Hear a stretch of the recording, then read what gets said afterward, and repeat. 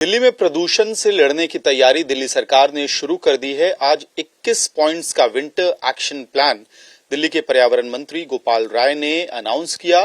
तो उसमें पटाखों पर बैन से लेके हॉटस्पॉट्स और real time pollutant monitoring drone से होगी, इन तमाम बातों का जिक्र किया गया है।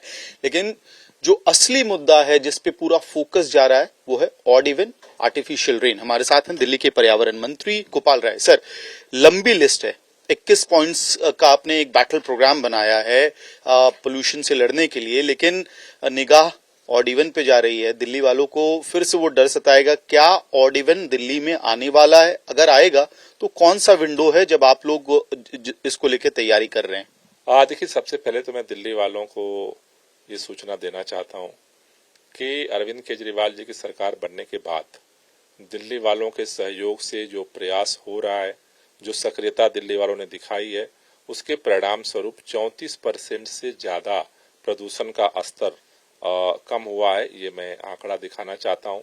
ये इसलिए दिखा रहा हूँ कि दिल्ली वालों के मन में कई बार होता है कि हम कर तो इतना रहे हैं बट होता कुछ नहीं है। तो उनको बताना चाहता हूँ कि आपके प्रयास का, आपके सहयोग का असर हो रहा है, और ये जितना ही हम सब मिलकर प्रयास करेंगे उतना ही और ज्यादा होगा। इसीलिए इस बार जो पूरा विंटर एक्शन प्लान है उसकी थीम सरकार ने रखी है, मिलकर चलें, प्रदूषण से लड़ें, जिससे और हम प्रभावी तरीके से इसे कम कर सकें। जहां तक विंटर एक्शन प्लान पिछले साल 14 पॉइंट का था, इस बार हमने 21 पॉइंट किया है। उसमें खासतौर से जो नए मेजर्स पे सरकार ने जो फोकस किया है, उसमें एक हॉट स्पॉट जो हमारे उसकी जो समस्या है कि नॉर्मल जब दिल्ली में AQI 300 होता है तो हॉट स्पॉट पे 450 होता है। लगभग 125 से 150 का वो वहां पे जंपिंग होता है और वो पूरे दिल्ली के AQI के लेवल को बढ़ा देता है। तो उस पे हम पिछले बार से ही फोकस कर रहे हैं। इस बार ड्रोन से उसकी मॉनिटरिंग के लिए हमने प्लान बनाया है कि जिससे कि वहां पर ये देखा जा सके कौन कौन सोर्स हैं जहां से वो प्रदूषण का स्तर जो है वो बढ़ रहा है, उसको नियंत्रित किया जा सके। दूसरा जो मेजर हमने निर्णय लिया है, अब तक जो हमारा जो पूरा एक्शन प्लान था वो जो फॉलो नहीं कर रहा है उसको पनिश करने का था।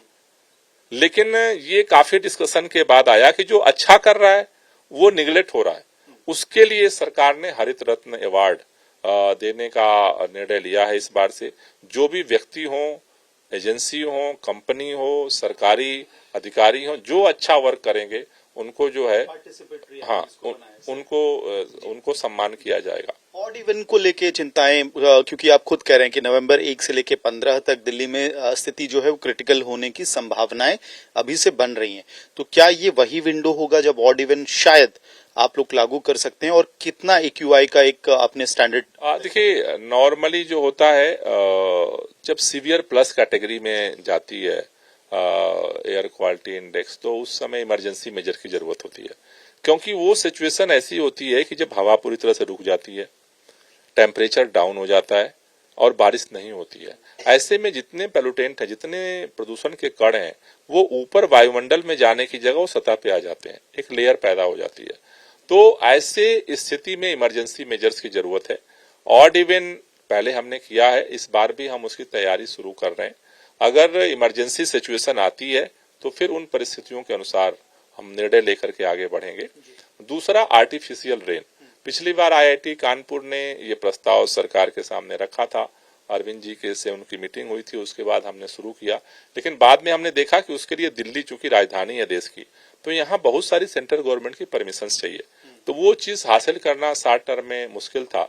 इस बार इसलिए हमने सबसे पहले इसको लेकर के केंद्रीय पर्यावरण मंत्री जी को चिट्ठी लिखी है कि जल्द से जल्द एक मीटिंग बुला लिया जाए जिसमें IIT कानपुर हो, जितनी सेंट्रल गवर्नमेंट की एजेंसियों की परमिशन की जरूरत है उनको बुला लिया जाए, और परमिशन की जो कार्रवाई है वो समय से पहले पूरा हो जाए, जिससे इसका पायलट हम कर पाए। ये विंडो कब है जब आप इस आर्टिफिशियल रेन को ट्राई करना चाह रहे हैं दिल्ली में? देखिए, मैंने कहा कि जो अभी तक का ट्रेंड है और जो अनुमान दिख रहा है वो लगभग 1 नवंबर से 15-20 नवंबर के बीच में सीवियर प्लस में मतलब अभी तक AQI जाता रहा है।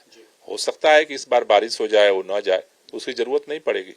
लेकिन वो समय ऐसा होता है कि जहां पर ये प्रदूषण का स्तर काफी बढ़ता है।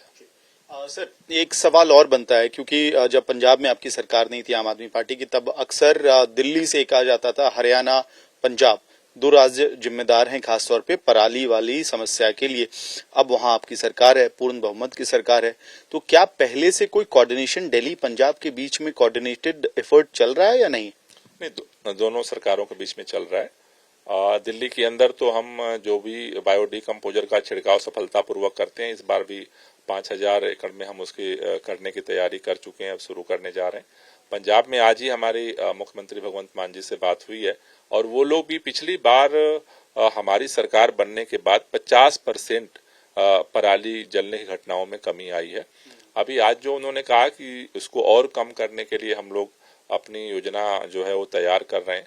मैंने उनको यही सूचित किया, खबर मैंने पढ़ी थी कि वहाँ शुरू हो गया है, तो उन्होंने कहा कि नहीं, अब इस पे हम लोग जो है काम शुरू कर रहे हैं। जहां तक हरियाणा, उत्तर प्रदेश और राजस्थान, ये 3 राज्य हैं जहां भाजपा की सरकार है, तो केंद्र सरकार हर साल पर्यावरण मंत्री और कृषि मंत्रियों की बैठक बुलाती थी, लेकिन अभी तक वो नहीं हुई है।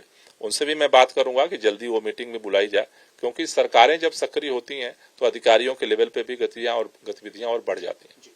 एक आखिरी सवाल सर इससे इतर है, क्योंकि आप दिल्ली में आम आदमी पार्टी के कन्वीनर भी हैं। आपके राष्ट्रीय कन्वीनर अरविंद केजरीवाल ने आरएसएस के प्रमुख मोहन भागवत जी को पत्र लिखा है। उस पत्र में 5 सवाल पूछे हैं और ये सवाल रिपीट होता हुआ दिख रहा है कि प्रधानमंत्री को आप लोग 75 साल की उम्र में रिटायर कराने की ख्वाहिश दिख रही है, क्योंकि सवाल पूछा गया है। और दूसरा ये रिमाइंडर कि आरएसएस बीजेपी की मदर ऑर्गेनाइजेशन है, और क्या जिस तरह के आरोप अरविंद केजरीवाल ने पत्र में लगाए हैं, क्या उसको अप्रूव करती है आरएसएस? क्या आरएसएस प्रमुख मोहन भागवत उन आरोपों की वजह से दुखी हैं या नहीं? ये जो राजनीति का एक नया ट्रेंड आप लोग शुरू कर रहे हैं, इसके पीछे का कारण क्या है? और क्या प्रधानमंत्री, आप लोगों की ख्वाहिश है कि प्रधानमंत्री 75 साल की उम्र में रिटायर कर जाए? पहली बात है, 75 साल में लीडर भारतीय जनता पार्टी का रिटायर होगा, ये नियम हमने नहीं बनाए, ये नियम तो भारतीय जनता पार्टी ने बनाए और उस नियम के आधार पर उन्होंने बहुत सारे नेताओं को रिटायर कर दिया। ये तो सबके संज्ञान में है। अब प्रश्न आता है कि अरविंद केजरीवाल को मुख्यमंत्री पद छोड़ देना चाहिए, लेकिन भारतीय जनता पार्टी के नियम के अनुसार 75 साल बाद रिटायर होने के लिए प्रधानमंत्री जी को नहीं छोड़ना चाहिए। ये जो double standard Bharatiya Janata party अपना रही है, उसको लेकर के प्रश्न है। अरविंद केजरीवाल जी ने जो प्रश्न उठाए, उनका कोई व्यक्तिगत प्रश्न नहीं है, पार्टी का केवल प्रश्न नहीं है, इस देश के हर नागरिक के मन में यह प्रश्न है, क्या भारतीय लोकतंत्र जिंदा रह सकता है जिस रास्ते पर भारतीय जनता पार्टी चल रही है? क्या कल कोई ताकतवर और पार्टी आ जाए और उसके पास इतना दौलत हो जाए और सत्ता की ताकत हो जाए कि भाजपा की सारी सरकारों को तोड़ ले, सारे विधायकों को खरीद ले? कल दुनिया की कोई ऐसी ताकत आ जाए जो सारे सांसदों को खरीद ले? फिर भारत के लोकतंत्र का क्या होगा? भारत का संविधान, भारत का लोकतंत्र हमारे देश की आत्मा है।